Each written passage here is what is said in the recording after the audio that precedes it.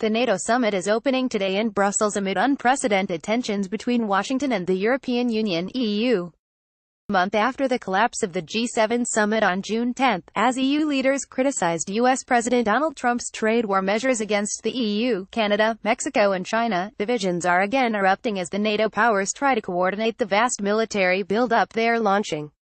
Conflicts broke out even before the NATO heads of state reached Brussels, after Trump repeatedly berated the EU powers, especially Germany, in recent days for not spending enough on the army. Trump, who will travel on from Brussels to Britain and Finland, where he meets Russian President Vladimir Putin, again attacked the EU as he left Washington. Complaining of the intractable problems involved in his European tour with the NATO summit and the government crises in Britain, Trump told the press, "I have NATO. I have the UK, which is somewhat in turmoil. And I have Putin. Frankly, Putin may be the easiest of them all."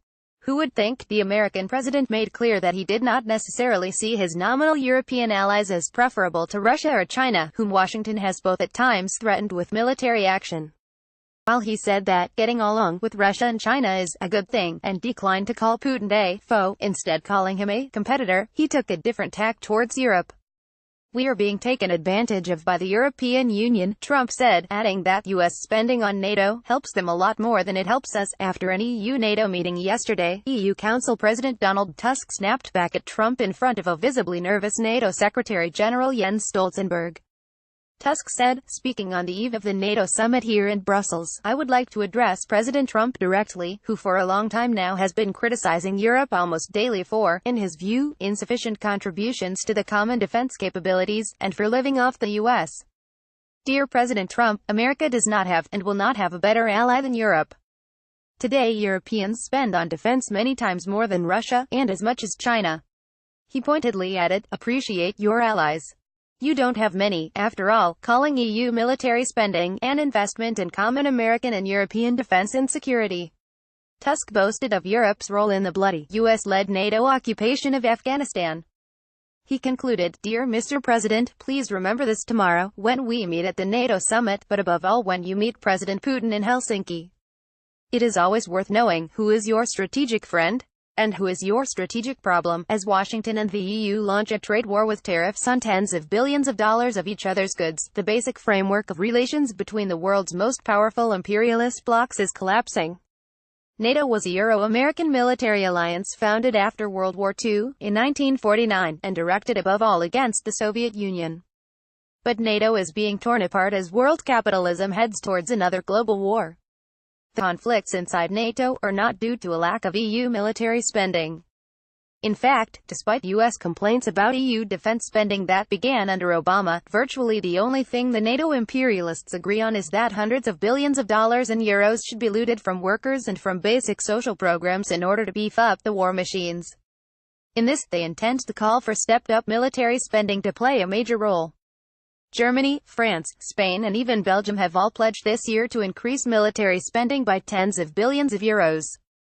In a national address on Monday, French President Emmanuel Macron again called for France to return to the draft, based on deep cuts to basic social programs. Also this year, Sweden has begun conscription of a portion of youth born in 1999. It is ever clearer that far broader conflicts than a budgetary dispute are at stake in the spats inside NATO. Trump's denunciations during his election campaign of NATO as obsolete, and of German auto exports to the United States as bad, were not a product of his personal hot-headedness. Amid the continuing, long-term economic decline of U.S. imperialism, it was an expression of a bitter inter-imperialist struggle over the division of markets, profits and strategic advantage, which has now escalated into a developing trade war and the public divisions inside NATO. These conflicts, well known to the Marxists of the early 20th century, twice exploded into World War. Indeed, analyzing the inevitability of economic and military conflict under capitalism in his classic work Imperialism, written in 1916 during World War I, Lenin concisely summed up the essential issues posed to workers by inter-imperialist alliances like NATO. Peaceful alliances prepare the ground for wars, he warned, and in their turn grow out of wars. Having grown out of World War II, NATO's different competing factions are all preparing in various ways the ground for a new, global conflict. None of these factions have anything to offer to the working class. The question posed to workers around the world, now as at the time of the Russian Revolution of October 1917, is the struggle against wars rooted in the structure of international capitalism itself. Significant sections of the ruling class on both sides of the Atlantic still aim to hold NATO together, based, however, on drastic attacks on the working class and a war drive against Russia. NATO's reckless expansion into Eastern Europe is continuing. Visiting Latvia yesterday, Canadian Prime Minister Justin Trudeau announced that Canadian troops would remain in Latvia, on Russia's borders, for 4 years after their mandate stops in 2019. In his press conference yesterday previewing the Brussels summit, Stoltenberg praised Saudi talks with the Taliban in Afghanistan and discussed plans to integrate the former Soviet republics of Georgia and Ukraine into NATO. This reckless move has vast implications. It poses the threat that if far-right Georgian or Ukrainian regimes start wars with Russia or attack Russian borders, as they did in 2008 and 2014, respectively, all of NATO could find itself obligated by treaty to go to war with Russia, a nuclear-armed power, to defend them. At the same time, other sections of the ruling class, going far beyond Trump, are pursuing a more confrontational policy towards US-EU relations. On Monday, just before the NATO summit began, German Chancellor Angela Merkel met with Chinese Prime Minister Li Keqiang, amid growing criticisms of Trump's tariffs against both EU and Chinese goods. Despite growing EU-China tensions and threats of EU trade sanctions against Chinese metal exports, Beijing and Berlin united in making overt criticisms of US trade war measures.